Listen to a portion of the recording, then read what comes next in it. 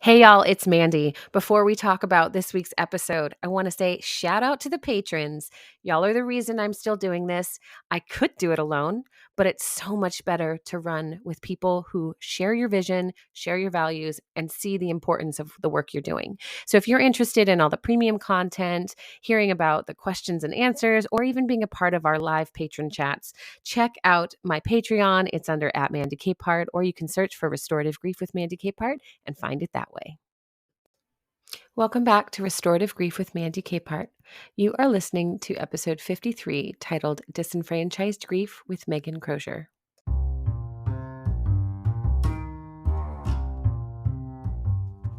Hey everybody, welcome back. So this is officially season 2, yes, but we are kicking it off with an episode throwback from season 1 early on. It's been a year, and so I don't expect you as new listeners to the show to ever go back and listen to every episode, because that's a lot. So what I'm going to do occasionally throughout this year is drop in a few fan favorites that have been really well received, but have also created conversation in our restorative grief community. And this particular episode is with my friend Meghan. We were discussing disenfranchised grief, which is the unseen grief in our lives, the things that may not be obvious as grief events, but that absolutely deserve our time and attention to move through. So Meghan's story is one of unraveling disenfranchised grief, what it means for her, and where she's heading. So even if you listened to this episode once before, it's a perfect time to revisit and reevaluate where you're at. Is there disenfranchised grief in your life that might need a little bit of confidence and kindness as you move through it? Maybe there is, and maybe there isn't. But either way, I'm really excited to share this with you again, and I hope it brings a little bit of movement and a little bit of clarity to your story. All right, now let's get into it.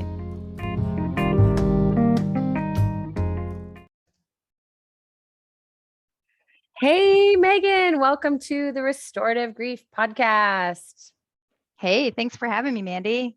Absolutely. Thanks for joining me. I'm grateful that you're here, making space to unpack some grief and hopefully think your way out loud through something that can help someone in our audience too. So I was going to say I'm super grateful for the space that you've created in this area. So thank you.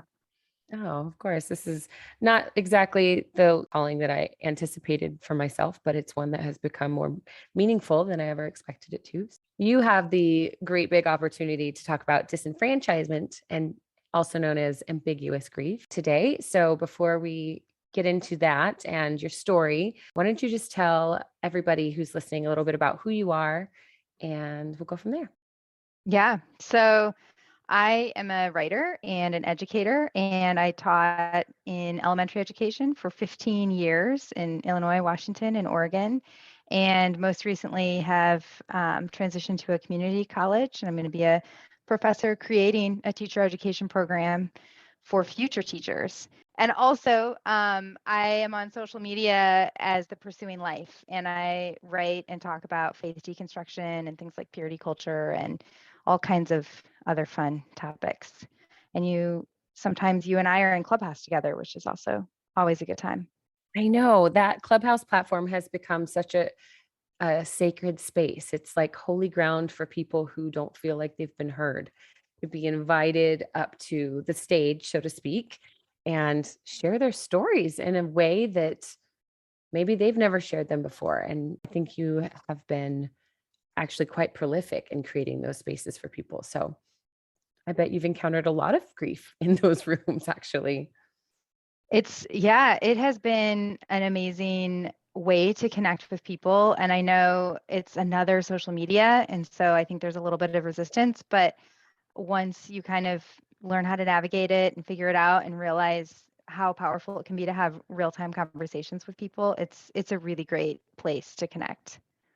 Yeah, I agree. I think that's one thing that we don't necessarily remember to value is those real-time conversations when it comes to online interaction. So that is a conversation we could go down a rabbit trail for 30 hours probably about the value of that. So I'm going to bring us back around to just defining disenfranchised grief. So grief in and of itself, we know, is not limited to death, but with the concept of disenfranchised grief, it comes from the idea that traditionally grief was believed to be connected to knowing someone that died, but not just any someone. It had to be someone that you were close to, and not just close to, but intimately connected, like a mom or a dad or your spouse, but not just intimately acquainted with them, but there needed to be some kind of trauma or unresolved issue so that you could have a reason to lament that they had left your life. Like, you never got to resolve that crisis.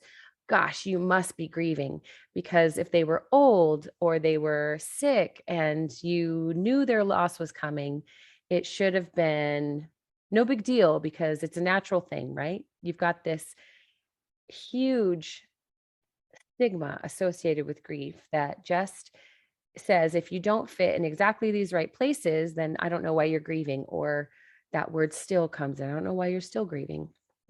And so Yeah. disenfranchised grief, as you know, is the idea that actually we get to recognize that grief is not only not limited to a death, but it can show up in so many different areas of our lives that traditionally aren't even associated with death at all, like a change in our relationship status, a decision that we made that ended poorly, an expectation that wasn't met. And in your case, in a job change based on something you didn't necessarily want to change for. Yeah, absolutely. And I appreciate you putting us in the context, because it's been really helpful for me to continue learning about disenfranchised grief and what that is. But really, when I encountered it was last year during the pandemic, and I started the school year as a teacher, and a lot of people know teaching was hard, but we did it, and we rose to it. We learned all the online tools, and I had a first grade classroom, and we worked our tails off for those kiddos. And I stood in the front porch of families' houses getting to know kids from a distance. I brought desks to students' houses and really connected with a group of 24 families. And when we decided to change our model, and we really rapidly, within 3 days, went from being remote to being in person, I made the very difficult decision to say I just did not feel safe yet. Teachers were not vaccinated. There was a huge community spread at that time. And so I requested a remote position. And as a result, I was switched to a different, I got the remote position, but I was switched from my first graders to a third and fourth grade split class. And it was very tough. And I didn't know that I was experiencing grief at the time, but I just knew that I was Zooming with my students in the mornings and just steeped in anxiety or depression in the afternoons. And I just didn't know what was happening. And so as I started to try to process what was going on and feeling like, did I bring this onto myself because I requested this remote position? I missed these families. I had no access to the families anymore. Our online system had changed. I couldn't communicate with them. I would try to reach out and answer some questions through the office, and there was a little bit of a stigma that I had stayed remote. And so there was just a lot happening, and it really was a lot of, I think a lot of people that connect with you, Mandy, overlap with Ryan Mulkowski, but it really was a connection with him where he pointed out this, I think what you're dealing with is disenfranchised grief, and I think you have had a loss here. And I think recognizing that that loss of that first grade class and that group of students was with the first step in trying to navigate through, okay, what happened here and why is this happening, and to start to kind of heal, but also handle working through the rest of the year and starting to realize everything that was going on. Maybe I had some career decisions to face. And so there was a lot happening there. And I think it speaks to also that disenfranchised grief, just even reaching out to talk about this and wanting to say, maybe this isn't grief, Mandy, maybe we shouldn't talk about this story, and you having to come back in and say, no, that's part of disenfranchised grief, is trying to minimize your own story. And so I think it's been really helpful to connect with you on this too, and just Mm. have it be validated. Well, that is such a beautifully succinct wrap up of your story and what you've been experiencing too, because the sudden loss of access to your students with whom you've been building this beautiful relationship and genuinely pouring all of yourself into it because you're expecting that this is foundational for the whole year. That had to be a significant impact on those kids too, for them to suddenly not have access to you in the way that they were expecting to and not knowing what to do with it on the other side because these are 6-year-olds.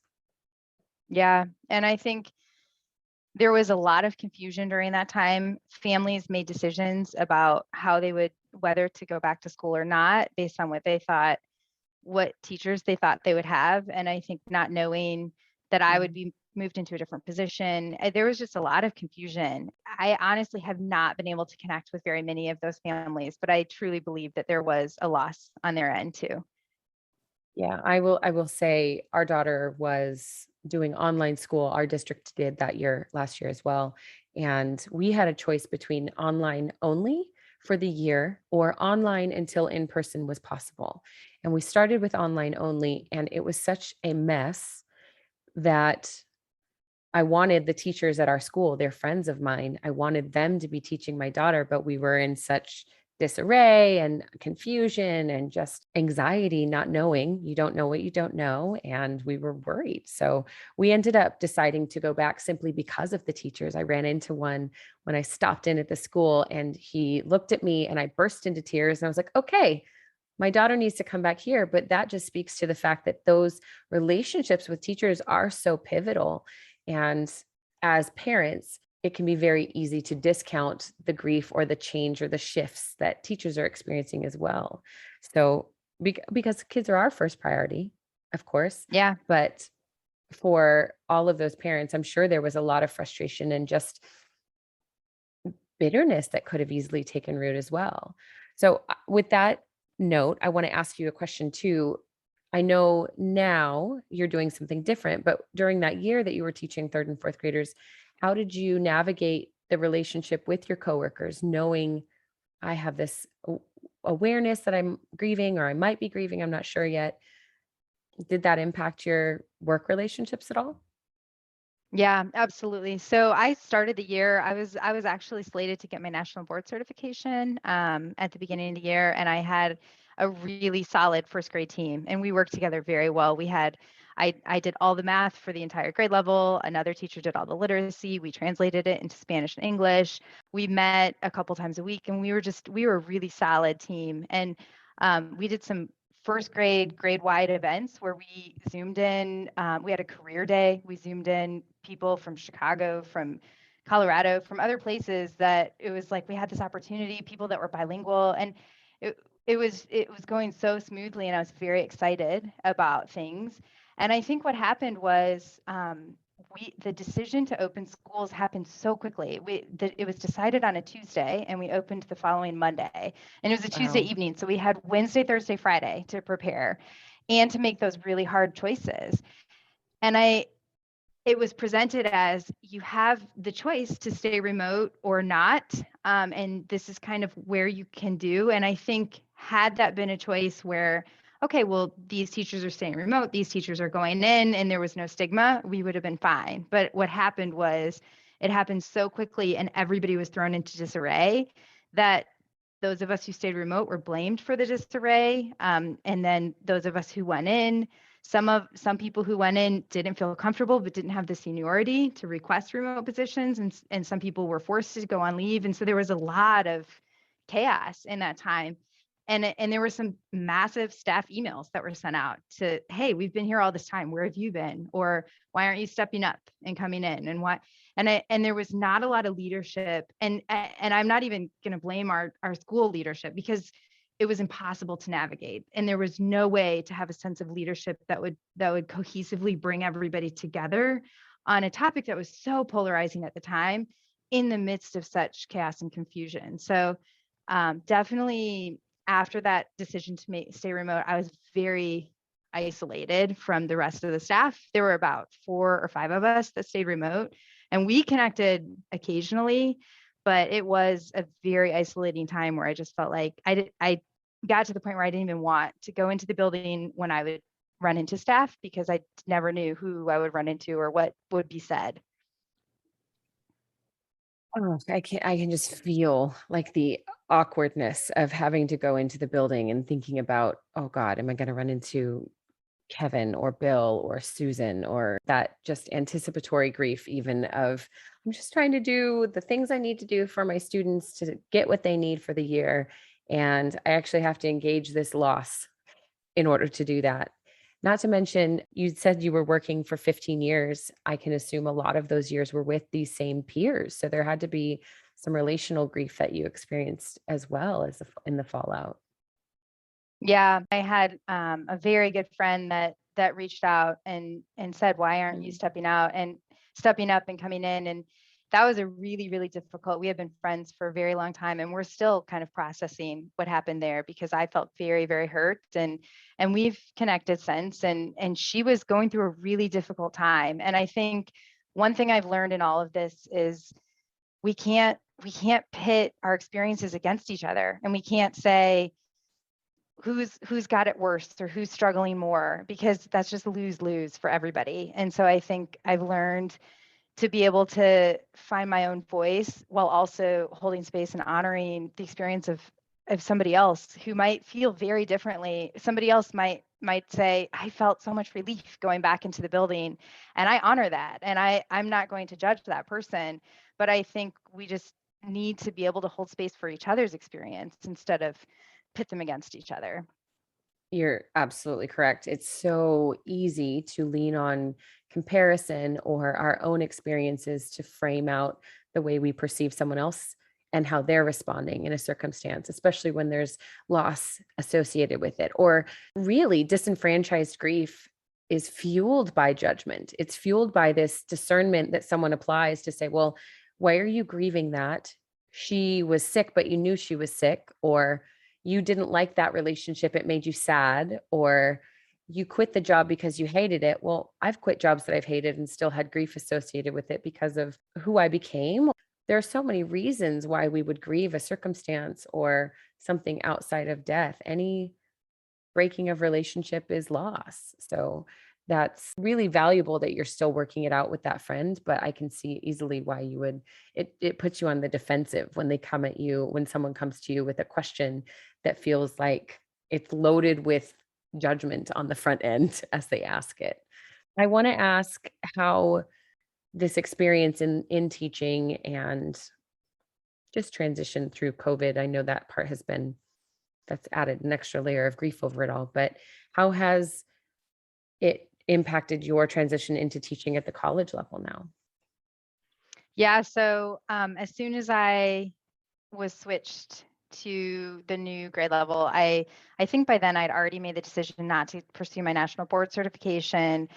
but I was having such a difficult time that it made me really reevaluate the career as a whole.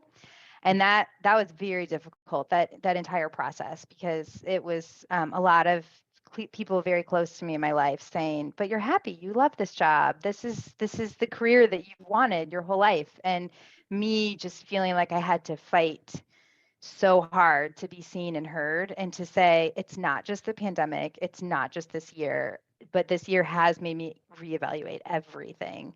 And so just leaving that career behind had was a huge struggle. But then finding and landing into this new opportunity, it was the perfect fit. But it took so long to get there, because for a long time I would look at job applications and think, what am I going to do? And I had no idea.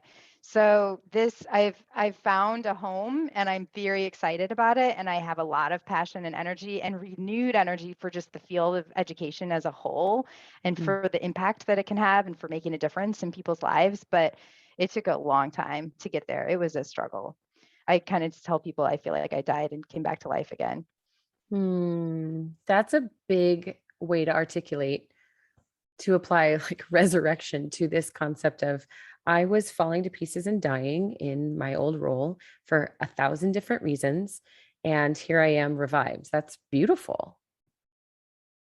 Yeah, it really has been a change. And I'm in therapy now, and I'll tell my therapist, I feel a little stressed that I'm not more stressed out right now. And Mm, it really does feel like a dream come true. And I mean, I'm pretty open about I took a $30,000 pay cut to make this change, and I don't regret that at all. I would take the sacrifice in some family decisions or family budgeting and things like that any day over the experience that I had mm. started to reflect on. How did you respond to people who pushed back on your decision by saying, "But you're so happy. You love this. Why would you quit? How could you do that?" I was not nice. I will say that. And what's interesting is the people that were doing that were the people closest to me. The people that were a little more distant from me saw it, and they saw how hard it was for teachers, and they were like, "Oh, I can absolutely can see why you would want to leave the career." But I will say my husband, my dad, my sister, people would call and they would say, how can you not be a teacher? Have you really thought this through? I dropped the F bomb on a run with my dad one day and just lost it in tears because he brought it up casually while we were running. And I I just couldn't handle it. I couldn't handle the discussion, and I felt like I was unseen. And him and I have talked through that experience, and he apologized for not seeing me more. And we've had a really reparative, restorative conversation about Mm, about that situation. And the same with my partner too. I think he did not realize the depth of what I was dealing with, and so I had to show him. And I think that's hard when you're going through grief and you're going through loss and you're going through trauma. It's hard to also show other people that are close to you how to walk you through that and what you need in order mhm. to be seen. But once I was able to do that, he was able to help see me and give me what I needed. How did you fight to be heard? What were you beyond just coming unhinged during a run and deciding to cuss out your dad, which I am not opposed to. I think if it's effective, it's effective.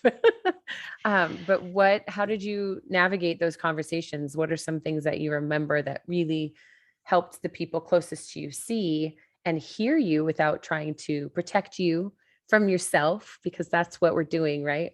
When we question our closest people's decisions, we're worried about them and we love them and we want to see them happy and whole and not hurting, but we inadvertently wound them by questioning their judgment. So what are some ways that helped you have those conversations without just breaking relationship or pulling away and deciding, ooh, this isn't a safe person for me? Yeah, so I went to therapy and started working through some of that stuff. It was conversations over and over and over again, and it was also, I would say, my husband saw me at my worst. He saw me crumpled on the floor in tears, unable to get up, Mm, unable to recover.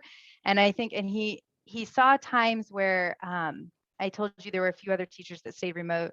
I had an experience where one of the other teachers sent me a card with a Starbucks gift card and just a little note. And it was a result of having seen staff emails over and over that said, we really appreciate how hard you're working, and we're going to have breakfast for the staff, or we're going to provide lunch today. And we weren't able to participate in that. And so a staff member that was also remote sent me a Starbucks gift card and said, this is for all the times that we can't have breakfast with the staff in the building. And I fell on the floor in tears because I felt so seen. And I think my husband saw that. He was next to me when I opened the mail. And so for him to mm, see, wow, this is really something that she's going through. And him reaching out and saying, I don't know how to help you, help me figure that out. And so it was a lot of conversations and a lot of me understanding that he just didn't know, and not blaming him for not knowing, but giving him the guidance that he needed to help walk me through all of that. those vulnerable expressions are things we don't realize that we need to share necessarily as grievers because we get stuck in our methods of trying to cope and trying to recover and swirling between survival mode and okay, I feel functional today, but I don't want to touch my grief because it's a water balloon that's ready to burst, and it's going to get on everyone and everything. And I don't have time for that. So we kind of tuck it away. And yet, our people need us to advocate for ourselves. They need us to find ways to articulate what we need when we need it, or even just to say, I don't know what I need, but what I don't need is you questioning my judgment. What I don't need is all of my peers celebrating together and then being sad and sassy and saying, oh, if only you were here. It's too bad you couldn't join us. But that vulnerable expression is so much more powerful than we give it credit. I think I will say that I know that's how I am. I'm very open. I walk through it with conversation, and not everybody's that way. And I think other people might shut down and shut off and cut off the people around them. And so I just part of the work that I had to do was continue to just show up for those conversations, because and that's how I handle conflict too, is I'm like, let's sit down, let's talk about it, let's go through this. I always say the thing, figure it out. So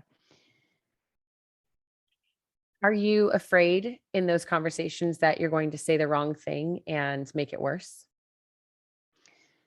I think with my husband, no. We've been married 12 years, and we we get it. We get each other, and I feel very safe having those conversations. I think going into talking to my dad about that conversation was hard, because I didn't know how he would react to me saying, "Hey, when we had that conversation during that run, that was very hurtful for me, and I need to name that, and I just need to tell you that."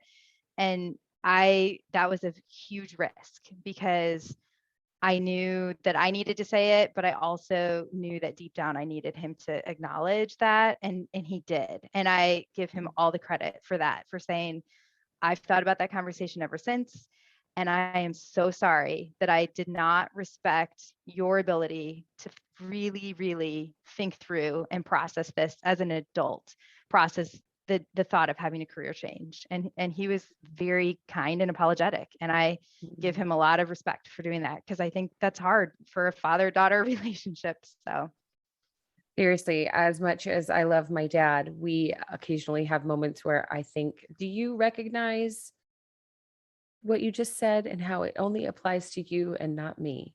And he's so loving, he will come back immediately and say something along the lines of, oh, honey, no, that's not what I meant. You're amazing. It's fine. You're going to do great. The idea that you've got people that you are close with that you have to be more curious with in your own grief is really complicated and can be limiting to our decisions to pursue wholeness and decisions to investigate, yeah, this might be grief, rather than just set it aside. I'm curious, as you have stepped into this new role and you're feeling so empowered and just revived, how have you how has that been received by any coworkers that you're still in touch with from the previous role, whether or not they were the people that were cheering you on and saying, I get it, or the people that maybe didn't understand and had a hard time with that? I guess a better question might be, are you in contact with them, and has their relationship changed at all? not I'm not in contact with a lot of them. Some of those folks from that first grade team that I told you about, they stayed in touch and really Mm, championed this change. I do think people know they were Facebook friends and all of that, but I think there's this sentiment that I brought this on myself, this unhappiness, mm. and I was bitter and unhappy and I needed to leave. And good for her that she found something else. And so I don't think there's a sense of what really happened there. But I know that the school is doing well. The families are doing well. There's families that I miss, that I run into occasionally in the community, Mm. and I don't get into it, but I think everybody is better off. But I don't think people have the depth of understanding of what I went to. I think they just think, oh, she needed a change. She was burnt out, and she made a change. You said something that is so prevalent when it comes to ambiguous and disenfranchised grief. This belief that I brought this on myself because maybe we're grieving the loss of a child through abortion. Maybe we're grieving a breakup that we initiated. Maybe we're grieving a job change. we might be grieving something that we had an active part in ending. I want to hear your perspective on how to address that for people, because I think what you do in your work in faith deconstruction community and hosting conversations on Clubhouse and on Twitter and even on your blog, there's so much grief in that arena that is untouched, simply because I think we have this inner narrative that says, well, if I brought it on myself, do I have a right to grieve it? So how do Absolutely. you talk to people? How do you navigate those conversations and create space for them? Wow, that's a great question. Just to go back a little bit, so I had a leader in my life when I was navigating this career change and figuring out, should I just slip into a different role in my own school? I had a leader say, I think you just need to find your personal happiness. And I was really pissed. I was like, that's not it at Wow, that all. would make me You really have, angry. yeah. But it really made me think about that concept of people just think I'm sad and Mhm. that I've done something here. And so I think that made me even more really try to find my own voice and try to figure out what happened. Mm. And I think there's a way to navigate that sense of, these are feelings that I am inviting in to understand and to figure out and see how they are affecting me, but this does not define me. And this is not who I am. It's just part of me today and part of me right now. And I think when people start to see that and hold space for those feelings and not be afraid of them, that's what I love about the work that you do, is Mm. let's talk about grief and lean into those feelings and not be afraid to have those difficult conversations. Then I think it's less I'm responsible for this and more, wow, this situation is causing a reaction for me, and I'm going to hold space for that reaction and allow myself to feel those feelings. It's so invitational. The work has to be invitational, like you said, and yet not definitive. It can't be the overarching theme of our story. It has to be this, oh, I want to be observational of my life. I want to show up in it. I want to know that this is my story, but I can't begin to own my story, take ownership of my story, and investigate what might be coming unless I can experience my story firsthand. And we tend, I think, especially in grief, to want to and often feel very removed, very like, I see stuff happening over there, but I feel completely detached from it. So yes, I think disenfranchised grief is one of those places where the detachment is almost acceptable because we want to just move on to the next thing. And the reality is, grief is not something you move on from. You move forward through it, you expand around it. But if you never acknowledge that there's grief, it's going to keep coming around. And instead of gaining something from it, or even learning who you were and what you were grieving and why, and inside disenfranchised grief experiences, you just miss out on that richness of being human, because this is something we all encounter almost on a daily basis. And yet we have this idea that we can simply just weave our way around it by making all the right choices and never making hard decisions. Or, okay, so before we wrap this up, I want to invite you to again tell our audience how they can find you on social media. I am under the Pursuing Life. Twitter is kind of my jam these days. So the Pursuing Life. I have a Facebook group that is mildly active, and Instagram and Clubhouse. And Clubhouse is always a good time. So even if somebody's never tried it before, I always tell them to check it out. And then I have a blog at thepursuinglife.com. So any of those places, and I'm always super available if folks want to reach out and have any questions or want to talk about faith deconstruction or any of this stuff too. I have one last question for you, which is probably going to catch you off guard. So sorry in advance. What, if anything, would you recommend for someone as a resource if they are hearing this episode and thinking, oh my gosh, I actually might have some grief that I've never acknowledged or that I didn't recognize before? What is a resource besides jumping on and talking to us that you might refer someone to?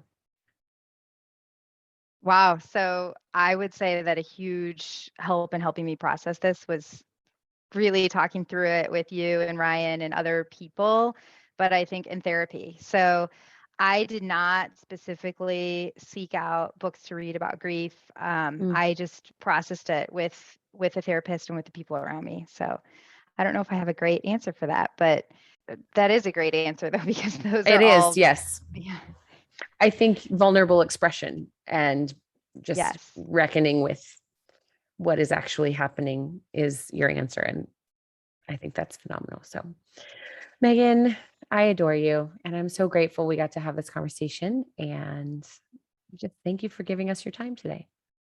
Yeah. Thanks.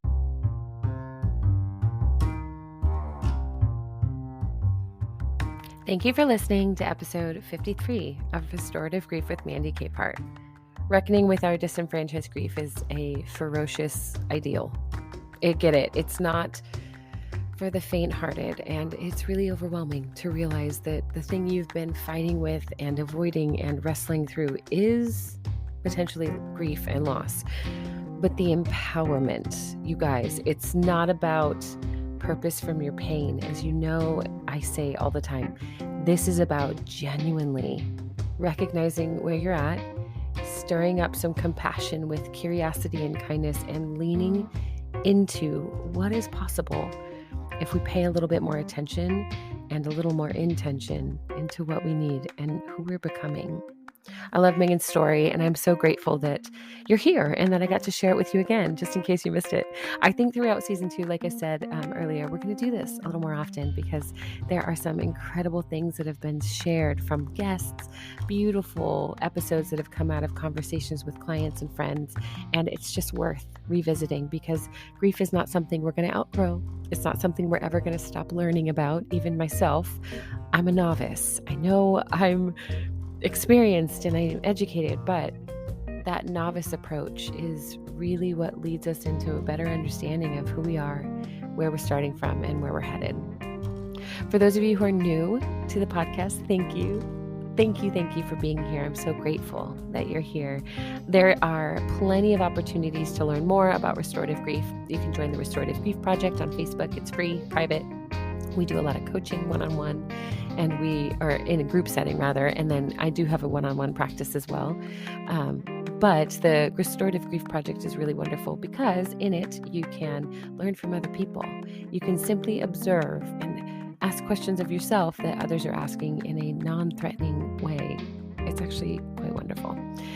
You can also become a patron of the show, become a subscriber here on Anchor, or go to Patreon and get some more benefits, learn more about the work I'm doing, find out how you can support it, and continue to create avenues of restorative grief to make it into communities and help people find some movement for themselves.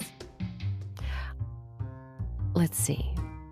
I think the last thing I'll say is, if this is the first time you're listening, thank you for making space. And please take time to leave a review wherever you're listening, because it really does help our audience find us and find the work and find like-minded people who they can build connection with and feel less alone as they work through grief. Okay, one last thing. As always, please remember, the only solution for grief is to do the work of grieving.